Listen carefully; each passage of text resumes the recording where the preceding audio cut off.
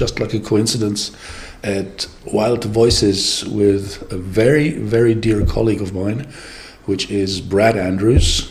I have known Brad Andrews for some time, and he has an exceptional career in taking care and taking good care of animals in general.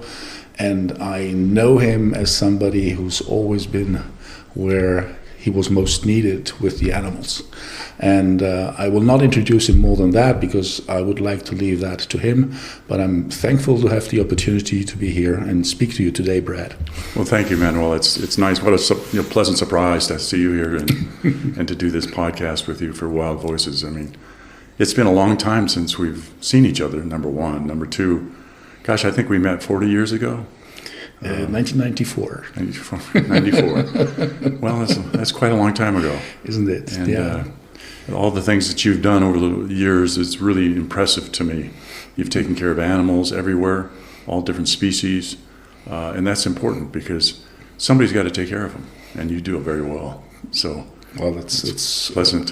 One wonderful thing to hear from you, but I would like to hear that you introduce yourself because people may not realize who they are talking to.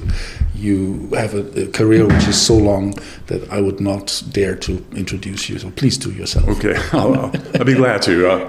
It's nice to be seen, number one. Number two, I've been doing this over 50 years now, 53, 54 years, I guess. I actually stumbled into this career, this work. I wanted to be a dentist. And I thought, well, wait a minute, these hands are just too big. And I just got, in the way with the whole idea of the Vietnam War was in 72. I was out of school, and I couldn't get into dental school. And I basically stumbled into Marine Land of the Pacific in California. Mm-hmm. I stumbled in there one day, and I was doing some other work, and they asked if I'd like to take care of animals. And I said, well, sure, I would. And they said, well, what kind of animals do you love the most? And I said, well, I have a dog at home and a cat. And they said, and that's it. And I said, yeah, that's it. But I started right away taking care of animals. I mean, walruses and seals and sea lions and bucketing fish every day and putting ice on it and taking it around and learning all the animals and who they were and where they came from. And I took care of stranded animals that came up on the beach to die. It was pretty sad in a way because a lot of them come up with parasites and worms and things like that, and they're dehydrated and they're skinny and malnourished, and so I would help them get nourished again, and we'd get them to eat fish, and we'd tag them and let them go so we could follow them out in the wild. And speaking of the wild, it's interesting because everybody always talks about in our care or in the wild and things like that, and they use words. Captivity, not captivity. The wild is so wonderful. Well, the wild is not wonderful. The wild is beautiful and it can be beautiful, but people today are destroying it. Mm. So it's important for us to realize that we as human beings have to keep doing what we're doing. Like you and I, we take care of animals because nobody else will. And that's not true because a lot of people want to. We just have to help them get to that point. So, and I, just the career just kept moving.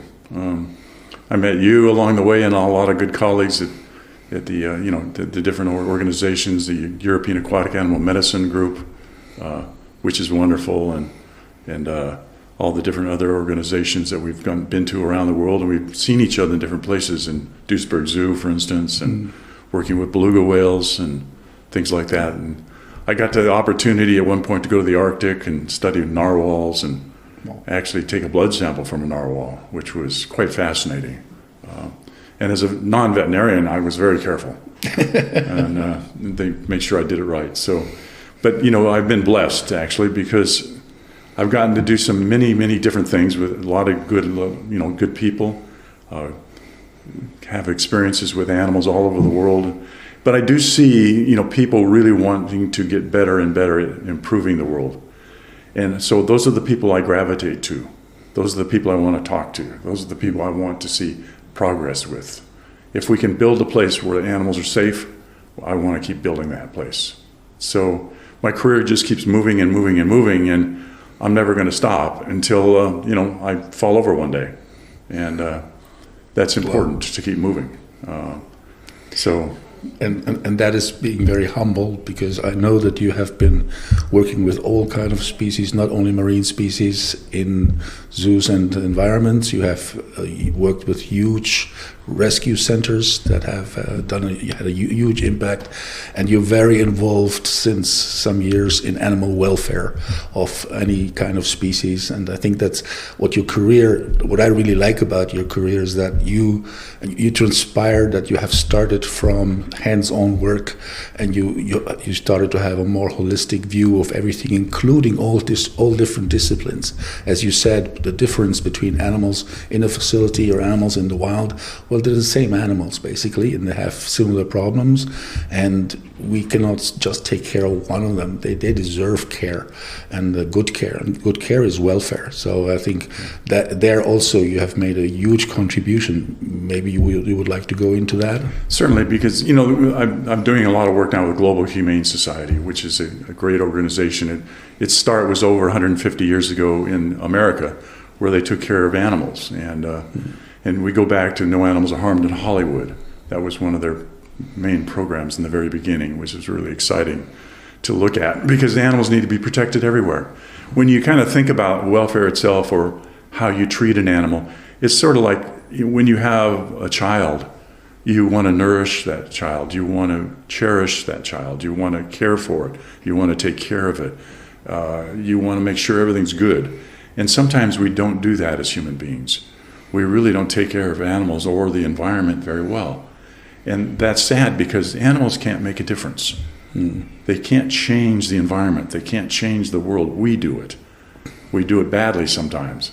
So that's why it's important for us to have welfare issues. And those welfare issues are really the 5 freedoms the animal should experience.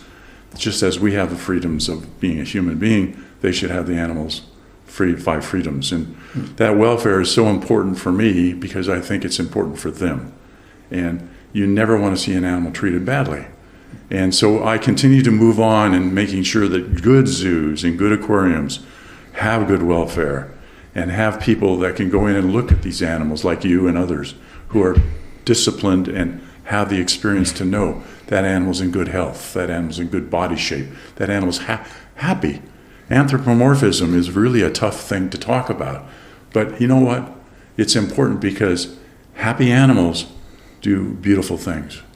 And they propagate, they have babies, they do the right thing. And that's the future of how we have good welfare with ourselves and with animals. So it's so important. And that career is just it's expanding left and right in all places, and taking care of stranded animals and animals in need, and animals in zoos and aquariums and sanctuaries and other places.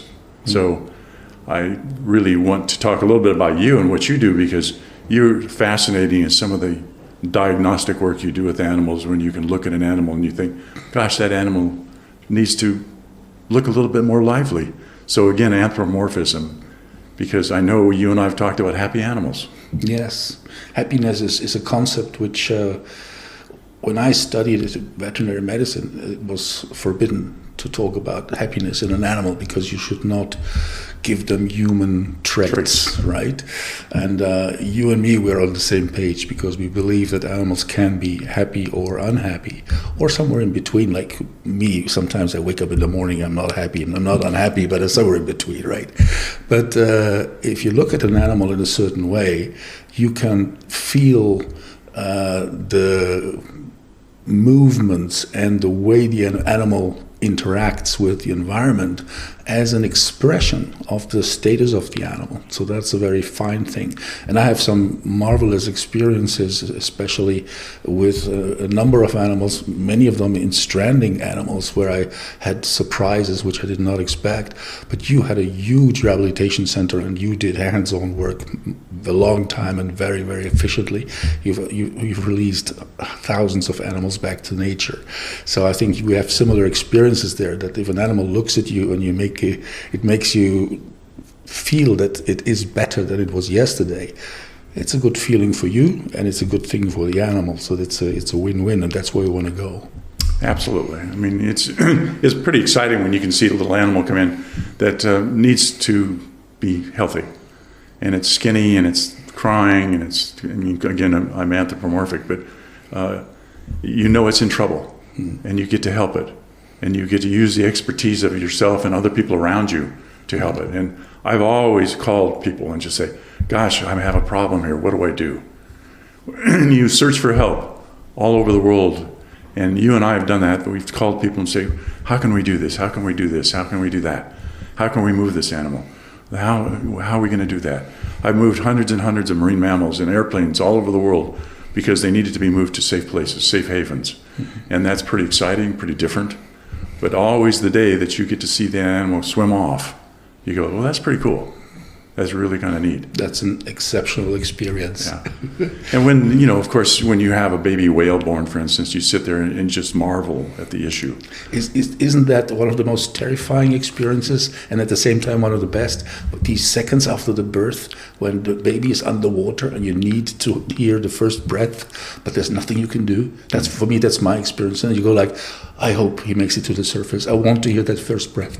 Yeah. Please, please, please. Yeah. And then you hear...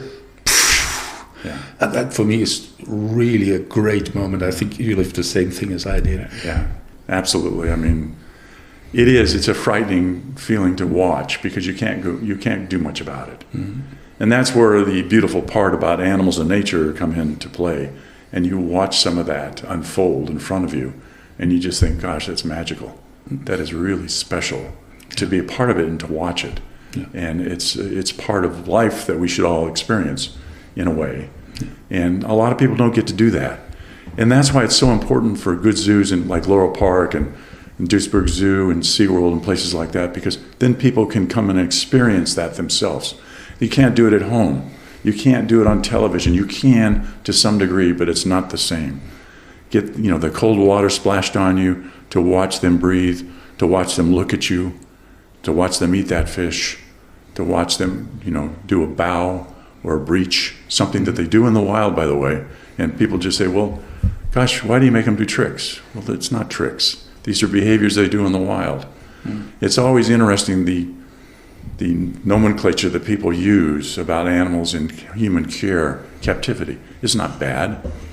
Mm. It's interesting, when you think about it, good zoos and good aquariums take care of people very well, take care of animals very well.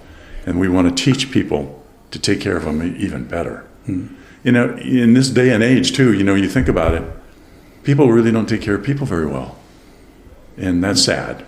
So we need to keep doing that and keep moving on. Yeah. There's two other problems that I'm very worried about.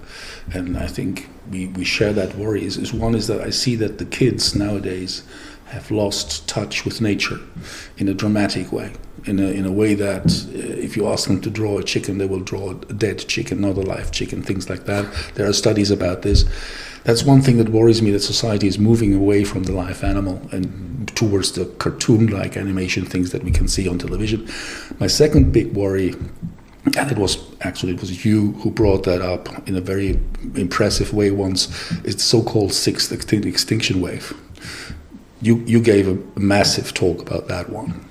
Yeah, well, we're in the midst of the sixth mass extinction. The older I get, I keep thinking I'm part of that whole process. But when you stop and realize, back to people, if they do understand animals better and do treat them well, then we're going to have a better future. And as you look at the sixth mass extinction today, if you are lucky enough to have a beautiful child born, within 60 or 70 years, half of the animals out in the wild are going to be gone. And people just say, why can't animals have more fun in the wild? Well, there is no more wild. It's us that need to take care of it. It's us that need to nurture what we call the wild. And it's us that need to nurture each other. Because again, people that are good to animals are the people that are blessed. And the people that are blessed are the people that are going to take care of this earth. Mm-hmm. So we need to keep doing that and keep sharing that. And you're right, younger people need to be exposed to that. And I think it's, society needs to figure that out, and we need to help tell them. And that's important. Mm-hmm. There's been recent research published that it's difficult to pass the message on to people in general in front of a television or visitors in a park, the people have very limited attention spans, and apparently that is a problem to get our message across. What would you recommend how to get the message across best? Boy, patience. Yeah, patience is tough. I don't have a lot of patience, but we need to take a deep breath sometimes and use both ears. God gave us 2 ears for a reason and one mouth, if we think about it. So if we use those 2 ears a little bit more adroitly and just, gosh, what did they say about that? How can I help? What can I do? And that's the thing that people worry about. How can I do anything? Yeah. But you can. You can do everything you can. Little things make a big difference. I mean, when we talk about what we eat, what we recycle, what we take care of, again, what we do in human medicine, what we do in veterinary medicine, we share information, we help each other. And therefore, the world will keep progressing in the right manner. So it's a matter of trusting and respecting each other, and then doing the same with the animals. I think we're on the brink of doing more and more of that, and I just want to keep pushing. Because if we don't push, it's not going to get over the finish line. Yeah. I had one experience which really marked me, is that when I was called for an oil disaster, an oil spill, and I was put in charge of the stranded oil marine mammals. Wow. And the thing that really impressed me is that in this very bad situation, it seemed like it made come out the best of the people.